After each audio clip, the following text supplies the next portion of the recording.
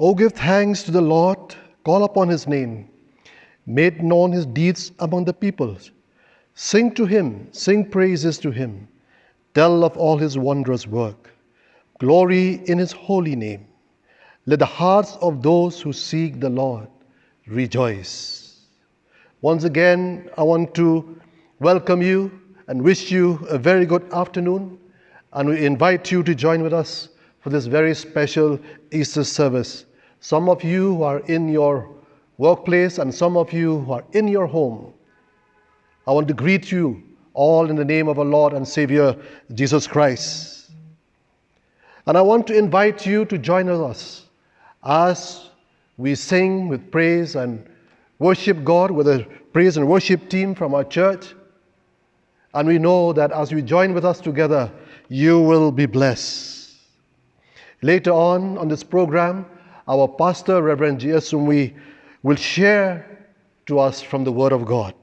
But before I give the time to the praise and worship team to lead us in a time of praise and worship, let us look to God in prayer. Heavenly Father, we want to thank you for this beautiful day and this wonderful day that you gave us. Especially, Lord, we want to thank you because this day we remember that you have risen from the dead, and that we, your children, can hope for eternal life. And as we worship and praise you this day, we pray that you will be with us. And I pray, Lord, that you will bless as we fellowship together with our families, with our loved ones all around us. All these we ask in the name of our Lord and Savior Jesus Christ. Amen. Matthew chapter 28 verse 6 says, He is not here, for he has risen.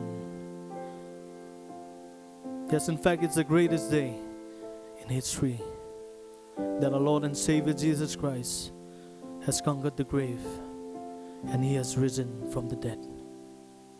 I call upon all our viewers to join us in singing songs of praise and worship to our Lord and Savior Jesus Christ.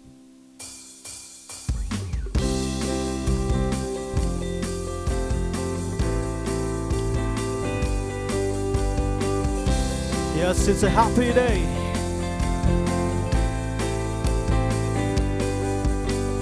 The greatest day in history that is beaten, you have rescued me. Sing it out, Jesus is alive. The empty cross, the empty grave, the empty cross, the empty grave. Life eternal, you have won the day. Shout it out, Jesus is alive. He is alive. And oh, happy day, you wash my sin away. Oh, happy day, I'll never be the same.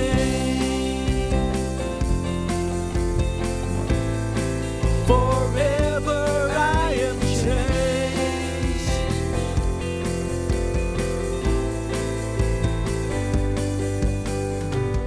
When I stand in that place, free at last, meeting face to face, I am yours, Jesus, you are mine. Endless joy, perfect peace. Endless joy, perfect peace. Earthly pain finally will cease. Celebrate, Jesus is alive. He's alive. And oh, happy day, you wash my sin away. Oh, happy day, I'll never be the same. Forever I am changed.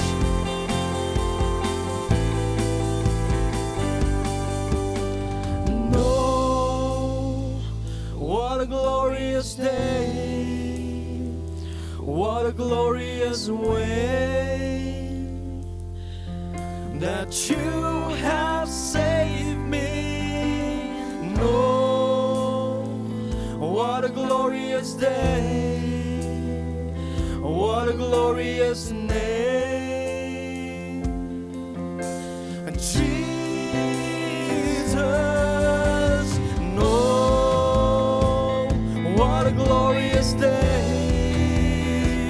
What a glorious way that you have saved me. And no, what a glorious day. What a glorious name. Jesus, and no, happy day, happy day. You washed my sin away. Oh, happy day, happy day.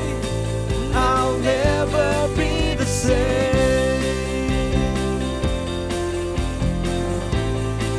Forever I am changed.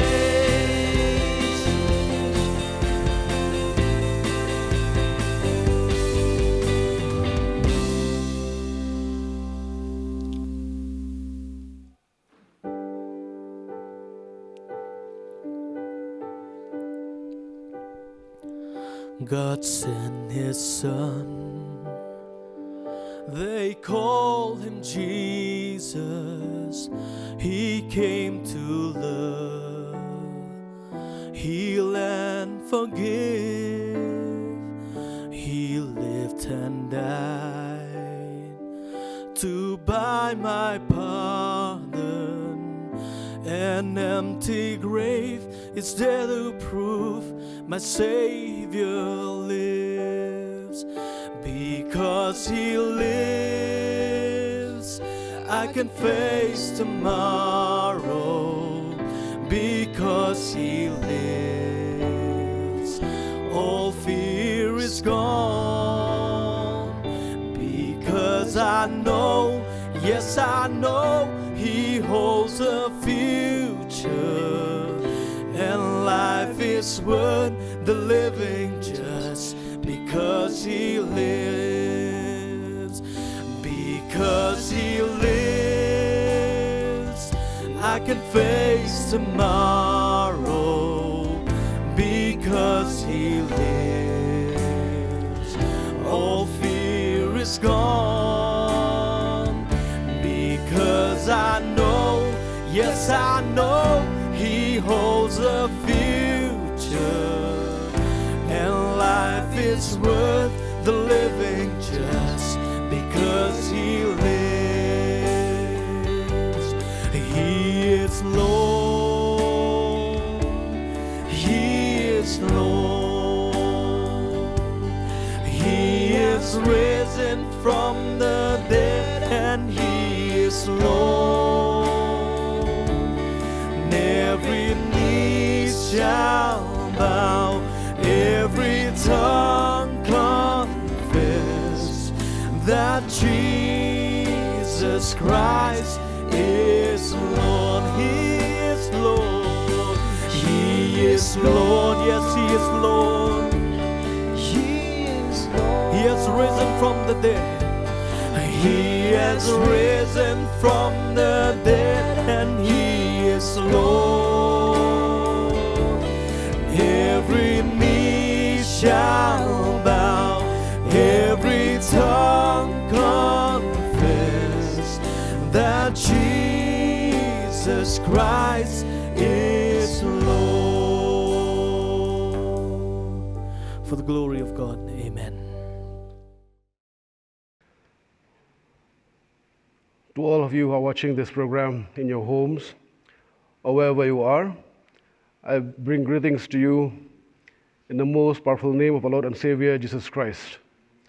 My dear friends, the whole world is going through very difficult times, and wherever we turn, there's pain and suffering, death, fear, and our way of life is severely affected. But in the midst of the unpleasant encounters and the uncertainty of what lies ahead, the message that God still wants to hear us today is the message of hope. All the messages that God has given me in the last few weeks are messages of hope, because we need to hear it time and again from our loving Father in heaven. And today, we will meditate on the greatest message of hope ever recorded in the Bible. It is the message of the resurrection of our Lord and Saviour, Jesus Christ. On Good Friday, we reverently remembered his death on the cross. We remembered how he died to take away all our sins, all our pains, all our troubles, and nailed them to his cross. Today, we are celebrating Resurrection Sunday, which is the most important event in history of Christianity. Why? Because it is a celebration that death could not keep our Lord Jesus down. You know what separates Jesus from the other religious leaders is the fact that death stepped aside for him and not them. Jesus is the only Lord, is the only God who died and then rose again from the death. Rudyard Kipling, the author of the Jungle Book, wrote like this: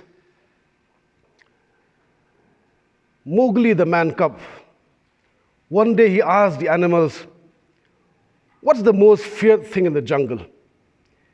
He has been told that when two animals meet on a narrow path, one must step aside and let the other pass. He has been told that the animal that steps aside for no one would then be the most feared.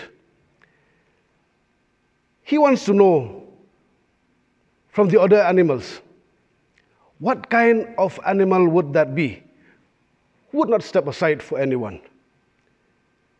One tells him it's an elephant. Another tells him it's a lion. Finally, the wise owl exclaimed, "The most feared thing in the jungle is death." And everyone was silent. The most feared thing in the jungle is death, and death steps aside for no one. We find that statement to be so true. It doesn't matter how physically strong we are, how financially rich we are, how popular we are, or how powerful we are.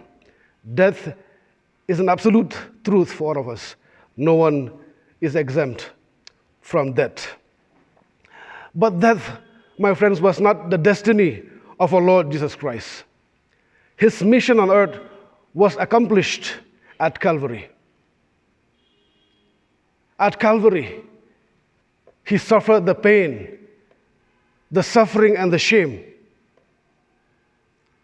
But on the day of resurrection, he is God Almighty. He is the Alpha and the Omega, and death has to step aside for him. Death has to cower in the presence of the power of God manifested in Jesus Christ. Paul says in Romans chapter 6, verse 9, "We are sure of this because Christ was raised from the dead, and he will never die again. Death no longer has any power over him." You see, my friends, Jesus' resurrection is the most important and the most crucial part of our faith. Without the reality of the resurrection, our Bible is just a collection of good sayings and good advice, Arthur Ramsey put it bluntly, no resurrection, no Christianity.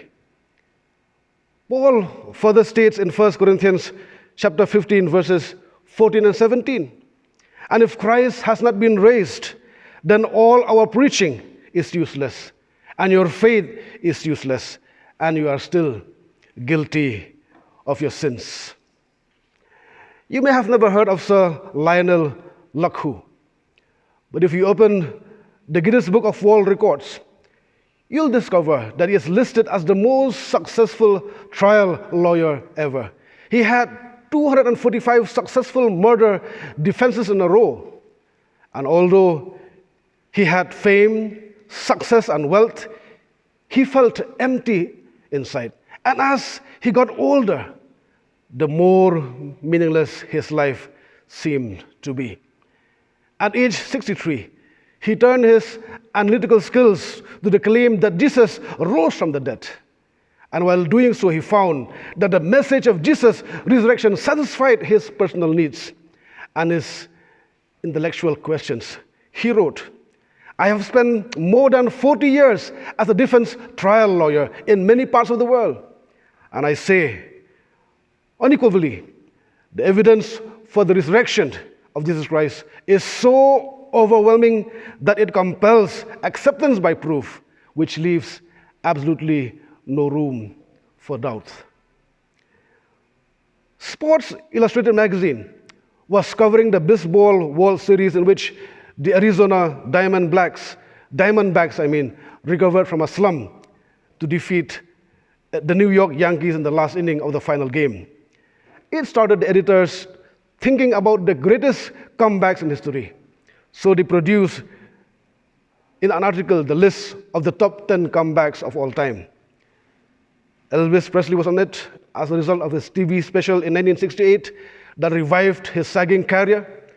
Muhammad Ali made the list when he returned from his forced 7-year exile from boxing to reclaim the world championship.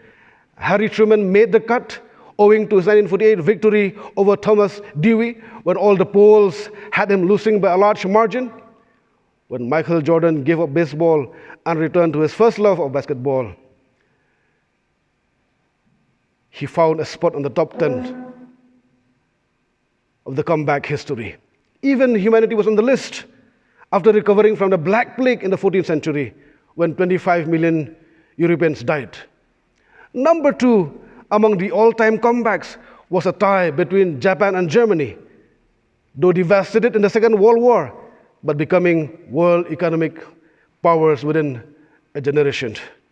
But my friends, number 1 on the list, named by the editors of the Sports Illustrated magazine in the number 12 issue of 2001,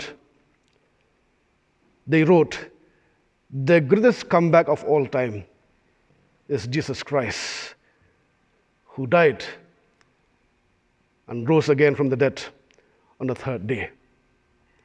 My friends, for my Resurrection Sunday message today, I would like to draw your attention to the Gospel according to Luke, chapter 24, verse 1 and 8, which says, on the first day of the week, very early in the morning, the women took the spices they had prepared and went to the tomb. They found the stone rolled away from the tomb. But when they entered, they did not find the body of the Lord Jesus. While they were wondering about this, suddenly 2 men in clothes that gleamed like lightning stood beside them. In their fright, the women bowed down with their faces to the ground. But the men said to them, why do you look for the living among the dead? He is not here. He has risen. Remember how he told you while he was with you in Galilee. The Son of Man must be delivered into the hands of sinful men, be crucified, and on the 3rd day be raised again. Then they remembered his words. So says the word of God. My friends, let us consider 3 proofs that point to the validity of resurrection. The first one, let us consider the proof of the empty tomb. To be fair, just because the tomb was empty, it doesn't conclusively prove that Jesus rose from the dead. It has been said that the disciples stole his body. This theory was first proposed by the Sanhedrin, or the Jewish religious leaders who had worked to gain Jesus' crucifixion. In Matthew 28:12, it says that the chief priests of the Sanhedrin devised a plan and then gave money to the Roman soldiers and tell them, "You are to say, his disciples during the night came and stole away the body while we were asleep." And Matthew 28:15 continues, "The soldier took the money and did as they were instructed." And this story has been widely circulated among the Jews to this very day. However, my friends, the theory that the disciples stole the body has several weaknesses. You see, Roman soldiers never sleep on duty. If Roman soldiers were known to be asleep on duty, they would face the death penalty. Then, the disciples were not strong enough to remove the stone and then carry Jesus' body out of the tomb before the soldiers could stop them. The Bible wrote that the tomb was sealed with the seal of the Roman emperor. And it's not easy to break down the lock and seal. These Roman soldiers were not idiots. They were some of the best fighting men in the world. And the tomb was heavily guarded. And when Roman soldiers were told to guard something, they did it with expertise and putting their lives at stake. It is absurd to believe that the 11 remaining disciples could have gotten by through or around the soldiers and stole Jesus' body. Some even say that the disciples were just hallucinating. They wanted so much to believe that Jesus was alive that they saw something that really was not there. But even this theory has its problem. First of all, the disciples, they weren't expecting Jesus to rise from the dead. Mark 16:11 says, when they heard that Jesus was alive and that some had seen him, they did not believe. They could not believe. They could understand that someone who died can be raised again from the dead on the third day. Secondly, the same hallucination could not possibly occur to hundreds of people in several locations over a period of 40 days. If anything, such a consistent report from that many people is proof for the resurrection of Jesus Christ. I believe that our God, our all-powerful God, can raise Jesus from the dead even without turning the stone. But he did so. He removed the stone. So the whole world will see that the tomb is empty and that Jesus is alive and well, and that Jesus is still alive today. So the best explanation of the empty tomb is that Jesus rose from the dead, that Jesus is the one and only living God. The second proof is the testimony of the eyewitnesses. A lot of people saw Jesus alive after his death. The Bible reports that Jesus appeared not just to a couple of people, but hundreds of people during the period of 40 days after his resurrection. And each of them told similar stories about their experiences. He appeared to Mary Magdalene in John 20. He appeared to two men walking down the road to Emmaus in Luke 24. He appeared to the disciples in John 20. He even had this to say to them, why do you doubt who I am? Look at my hands and my feet, he was saying. You can see that it's really me. In Luke 24:39 it says, Jesus said, touch me and make sure that I am not a ghost, because ghost doesn't have bodies as you see that I do. My friends, the most convincing report of Jesus' pre-resurrection appearances is given. Jesus' post-resurrection appearances is given to us by the Apostle Paul in 1 Corinthians chapter 15, verse 4 to 6, which says, Jesus was raised on the third day, according to the scriptures, and he appeared to Peter and then to the disciples After that, he appeared to more than 500 of the brothers at the same time, most of who are still living today. Paul was trying to say that the resurrection of Jesus Christ did not happen in a corner somewhere. Large numbers of people saw him alive in different locations, at different times, and in different circumstances over a 40-day period. And the third proof is the transformation of the disciples. The disciples of Jesus Christ, they walked with him for 3 years. They have heard his powerful and life-changing sermons. They have seen with their own eyes the miracles. And as they were in his companion all the time, they were filled with joy. They were filled with peace, security, and hope. They don't need to worry about anything. But on the day that Jesus was crucified and buried, all their hopes of a better future turned into fear and despair. Their joy turned into sorrows, and their confidence was shattered. The Bible says that the disciples, the remaining disciples, they were hiding in a room in Jerusalem out of fear that the same thing that happened to Jesus would happen to them. They were scared. They were disillusioned. They were downhearted. But on the day of resurrection, in the evening, Jesus came to meet them in that room in Jerusalem. They have closed all the doors and windows. They were in hiding because of the fear of the Jews. But there, Jesus stood in their midst and said, "Peace be unto you." When I think about this first message of Jesus Christ, given to the disciples on the day of resurrection, I can't help but look back to a few events before the crucifixion. Jesus was at the Garden of Gethsemane. He was praying because his heart was troubled. He was in anxiety. And he asked some of the disciples to pray with him. The Bible said because of his anxiety, sweat in the form of blood, flow from his face. But the disciples, instead of praying with him, they were sound asleep.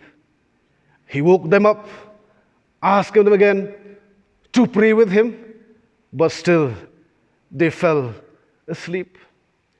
When the soldiers came with the spears and swords, the disciples, they fled from the garden. They were scared of what might happen to them as well. And Peter, he denied the Lord 3 times. And he did so in front of him. He said, "I don't know him." But Jesus, on the day of resurrection, when he stood in their midst, he did not remind them of all those things. He just said, "Peace be unto you." Because he knows their fears. He knows their weaknesses.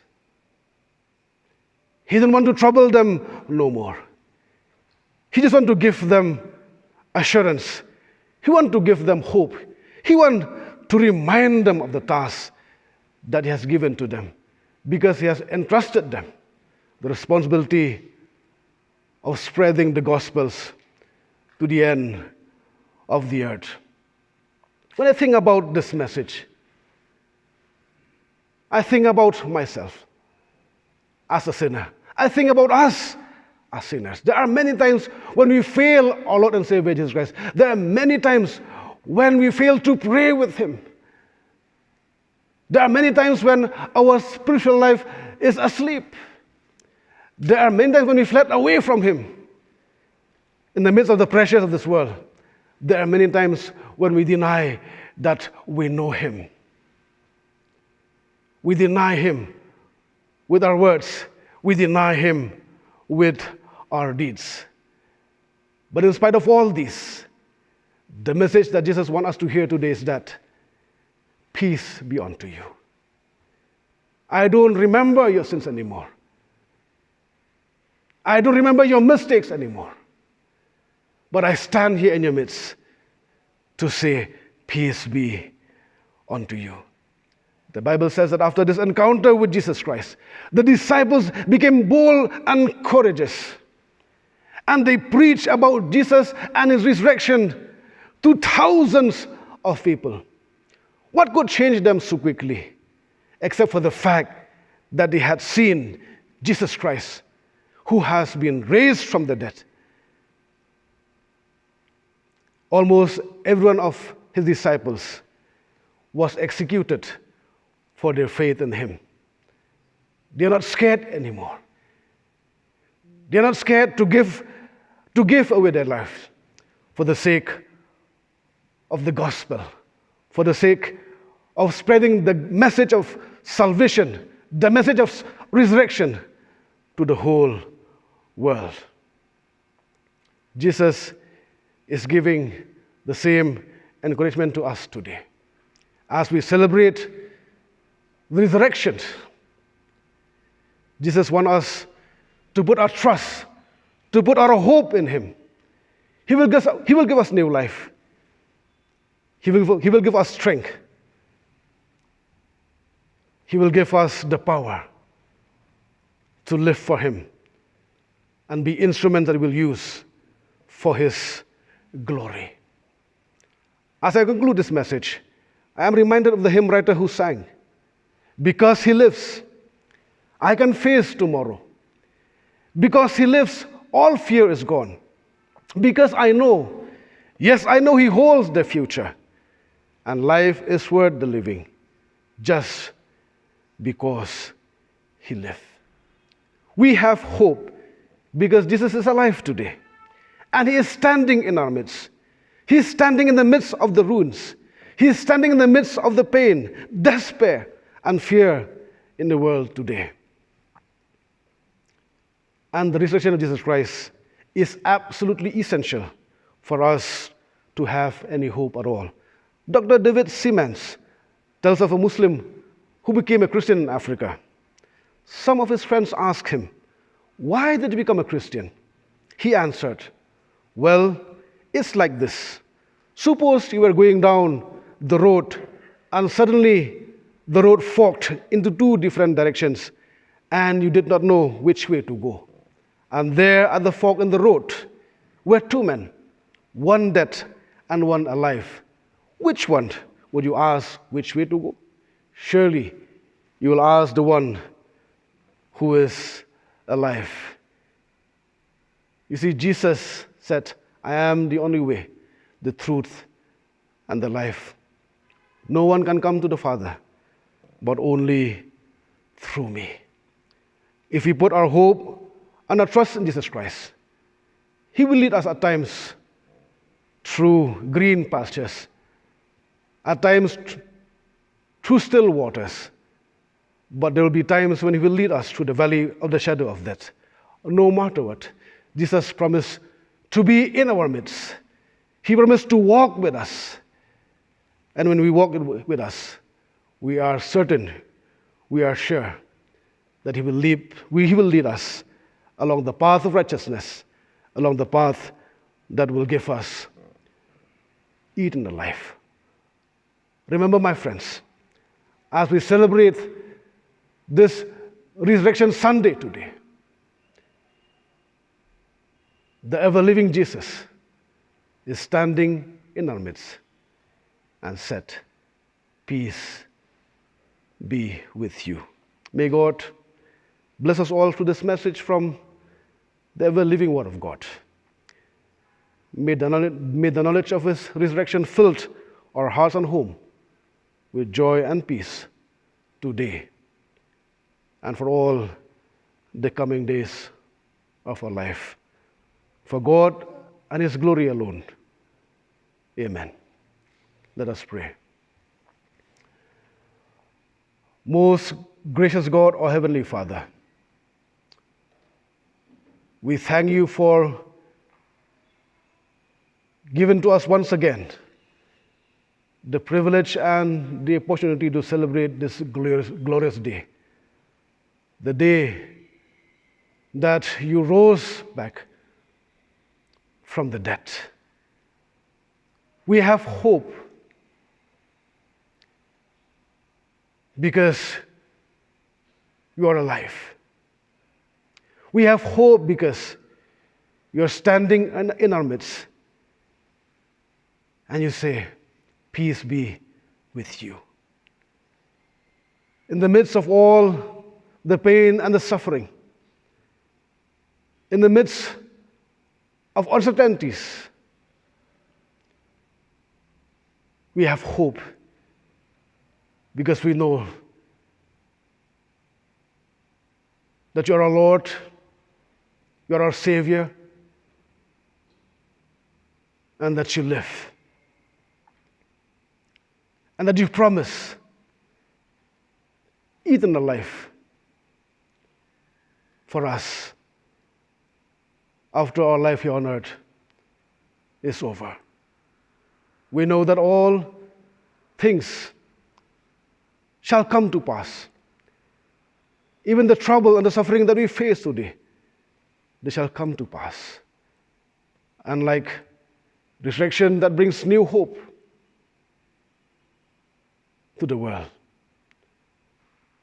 we also hope that when these things shall pass, we'll have new life, new beginning. All things will be restored. And we'll continue to praise and worship you till you come again. For we pray all these things in the name of our Lord and Savior, Jesus Christ. Amen. May the grace of our Lord and Savior, Jesus Christ, the love of God, the Father, and the sweet communion of the Holy Spirit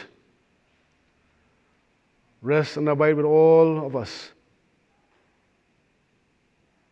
Rest and abide with the world in the midst of the pain and suffering and fear. And may these blessings of the triune God be with all those who believe in the resurrection of our Lord and Savior Jesus Christ, wherever they are, now and forevermore. Amen.